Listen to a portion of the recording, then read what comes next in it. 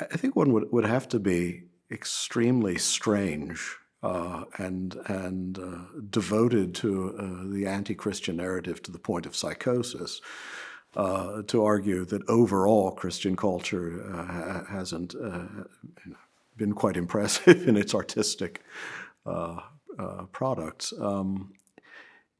I don't know. I mean, Christianity, though, in the early centuries, it's true.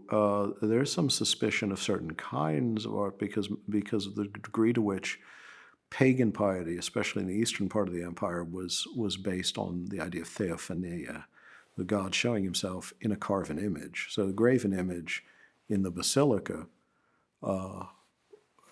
was generally discouraged, but not the arts as such.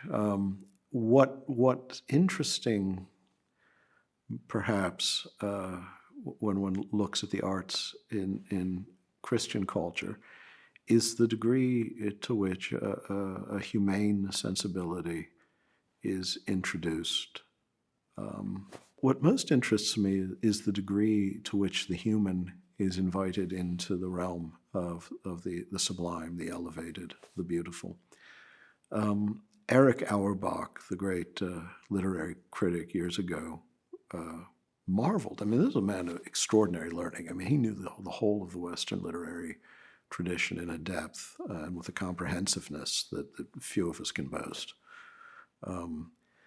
He marveled at just the story of the Apostle Peter weeping in the Gospels for the simple reason that we can comb through all the literature of antiquity, and there are these wonderful stories, and the tragic, as such, the sense of the greatness of the great man, the semi-divine man, is part of antique culture and its arts. What isn't is the nobility and tragic gravity of the common person. I mean, Roman comedy made a great, most of Roman comedy to a great degree is about, mocking the peasantry. It's amazing. This seemed to be the chief, the slaves and peasants are laughable. What they aren't is quite human.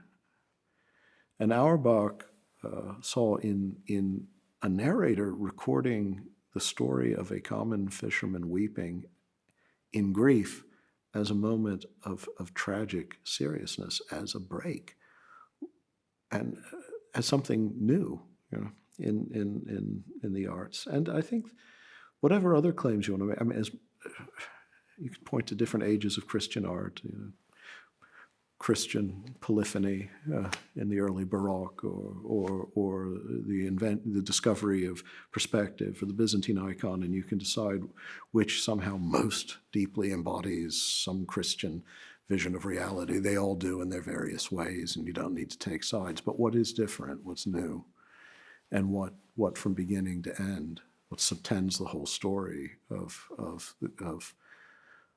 Christian aesthetics, is that it reaches down into the lowest as much as it aspires to the highest.